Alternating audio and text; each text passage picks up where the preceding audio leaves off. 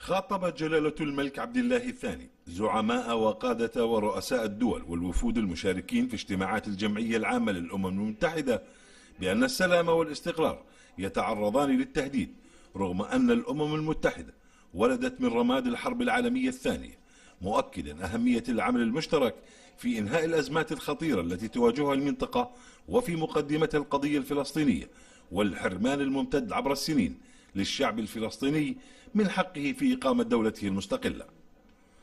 وأكد جلالته في الكلمة التي ألقاها خلال ترأسه للوفد الأردني المشارك في اجتماعات الدورة 73 للجمعية العامة للأمم المتحدة أن على المجتمع الدولي أن يعمل معا لإعادة عملية السلام إلى مسارها الصحيح.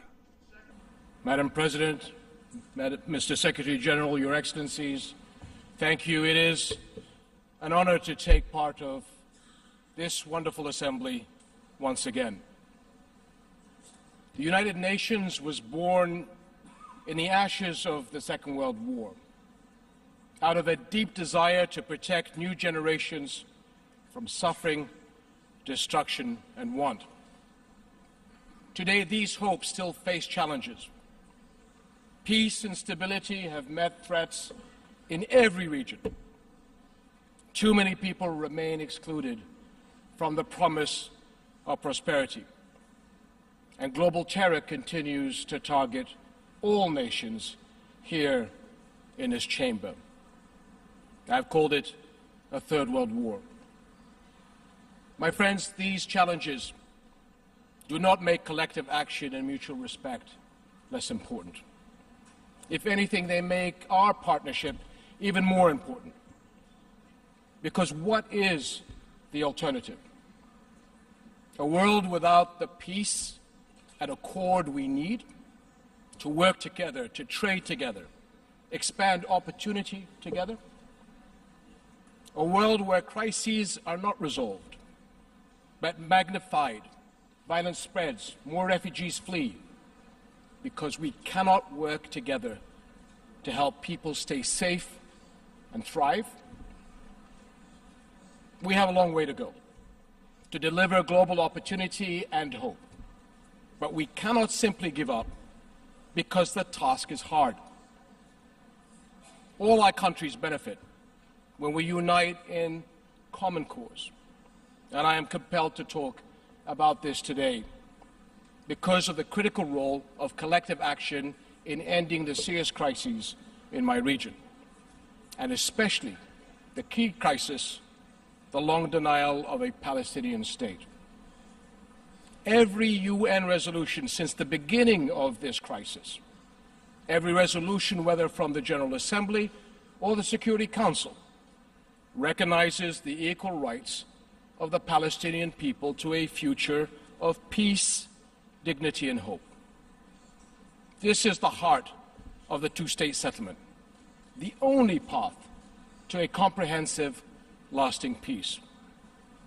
Only a two-state solution based on international law and relevant UN resolutions can meet the needs of both sides. An end to the conflict, a viable independent sovereign Palestinian state on the 1967 borders with East Jerusalem as its capital, and a secure Israel, fully part of its own region, recognized by Arab and Muslim states around the world. Arab and Muslim countries are committed to a comprehensive peace, and the Arab Peace Initiative has been on offer for more than 16 years. Indeed, every major country in the world, the UN, the European Union, all have worked to help the parties reach a durable peace that can last. The US administration has long been committed to peace and has a leading role in our progress going forward. Yes, we have a long way to go, but we cannot give up because the task is hard. Because what is the alternative? Can we afford to let one of the world's most strategic regions be tied to an endless cycle of violence in its midst? How long must Jerusalem a holy city to more than half of the world's people, face dangers to its multi-faith heritage and identity. How can we accept a status quo of continuing crises and bigotry? Palestinians' families displaced for generations, their children's very identity denied. Israeli families living in continuing national self-isolation without the security of peaceful relationships worldwide.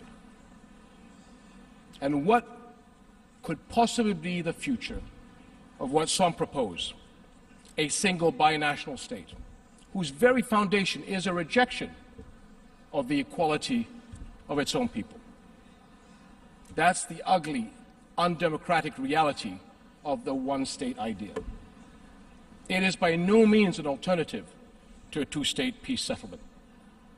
It is an abandonment of peace, a new way to go AWOL from the work of reconciliation, and the opposite of what both sides need and have sought for so long. My friends, there is no such thing as a unilateral agreement. It takes at least two parties to make an agreement. Helping the parties achieve that agreement and work together to build a new future deserves the strong, steady support of all our world. Our countries need to pull together to get this peace process back on track. And that means utterly rejecting actions that jeopardize negotiations, whether by illegal encroachments, land confiscations, or threats to the welfare of innocents, especially children. We need to support full funding for UNRWA and other vital efforts to protect families, keep communities stable, and prepare young people for productive lives. And it would be a terrible mistake to abandon youth to the forces of radicalization and despair. Such support is urgently needed to ensure UNRWA fulfills its role in accord with its UN mandate. And above all, we need to safeguard the heritage and peace of Jerusalem, a holy city to billions of people around the world. And the Hashemite custodianship of Islamic and Christian holy sites in Jerusalem is a duty that Jordan is proud to carry, and we will counter any attempts to change the holy city's historic Arab, Christian, and Muslim identity. But Jerusalem's future is not Jordan's concern alone. It is yours. There are global implications when religious worship is threatened and international law is undermined. My friends, collective action is also vital when it comes to resolving other conflicts and crises that threaten our world. Jordan will continue to support all multilateral efforts to help Syria achieve a political solution based on the Geneva process and UN Security Council Resolution 2254 to safeguard the country's unity, sovereignty, and territorial integrity and create the conditions for stability and rebuilding. An effective global response to terror also requires continued collective action. Let's be clear about it. For all our victories, the fight against these outlaws, the Khawarij of Islam, is not over. Winning the war demands a long-term holistic approach, one that pairs security measures with strong initiatives that support inclusion and hope.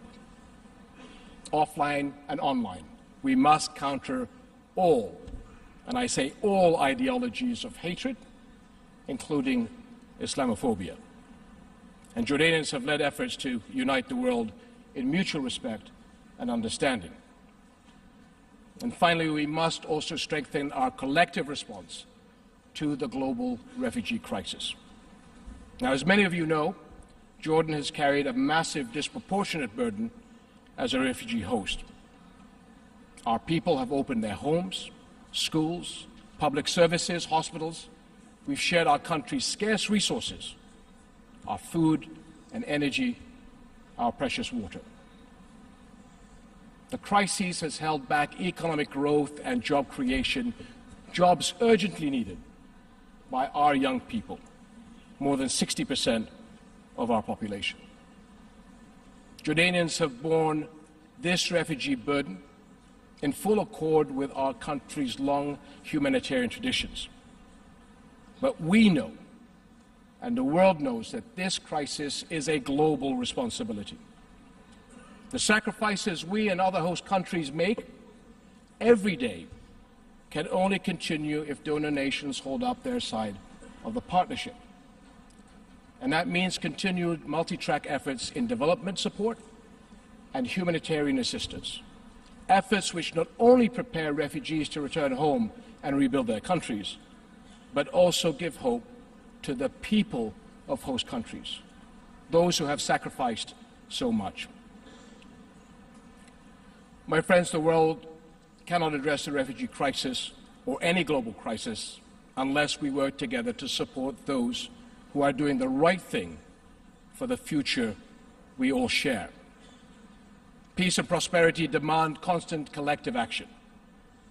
The alternative is to fail our history and fail our future. So let us choose instead to succeed, to give the world's people, especially young people, confidence in global justice, hope for new opportunity, and international laws and agreements and institutions that everyone can rely on. Thank you very much.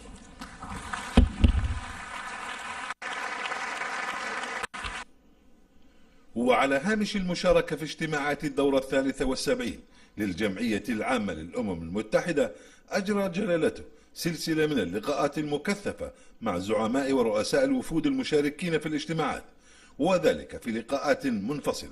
فقد التقى جلالته الرئيس المصري عبد الفتاح السيسي، والرئيس اللبناني العماد ميشيل عون، والرئيس الروماني كلاوس يوهانس، والرئيس القبرصي نيكوس أنستاسيادز، ورئيس كوسوفو هاشم تاتشي، ورئيس مقدونيا جورجي إيفانوف، والرئيس النمساوي ألكسندر فان دير بيلان، والرئيس البولندي أندري دودا، ورئيسة كرواتيا كوليندا غرابار، والرئيس الألباني ألبير مينا، والممثلة العليا للشؤون الخارجية والسياسة الأمنية في الاتحاد الأوروبي فيدريكا موغاريني، والأمين العام للأمم المتحدة أنطونيو غوتيريس، ورئيس وزراء بلجيكا شارل ميشيل، ورئيسة الوزراء البريطانية تيريزا ماي، وسمو الشيخ عبد الله بن زايد آل نهيان وزير الخارجية والتعاون الدولي في دولة الإمارات العربية المتحدة، ووزير الخارجية الأمريكي مايك بومبيو، والمدير العام لمنظمة اليونسكو أودوري أوزوري، ورئيس المنتدى الاقتصادي العالمي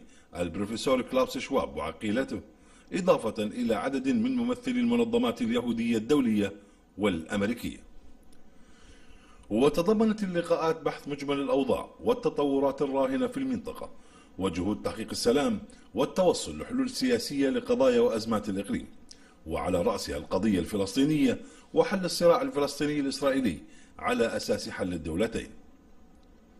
واستعرضت اللقاءات ضرورة دعم الأونروا والأعباء الكبيرة التي يتحملها الأردن جراء أزمة اللجوء السوري، وضرورة تحمل المجتمع الدولي لمسؤوليات تجاه الدول المستضيفة، إضافة إلى بحث الجهود الإقليمية والدولية في الحرب على التطرف والإرهاب ضمن نهج شمولي.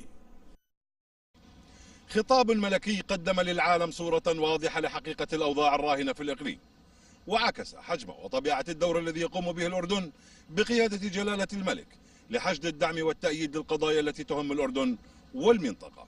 وهذا ما أكدت مضامينه قبل وبعد الخطاب لقاءات جلالته مع رؤساء الدول والوفود والقيادات العالمية، والتي جرت هنا وعلى هامش اجتماعات الجمعية العامة. من مقر هيئة الأمم المتحدة، بشار خرشه، التلفزيون الأردني، نيويورك.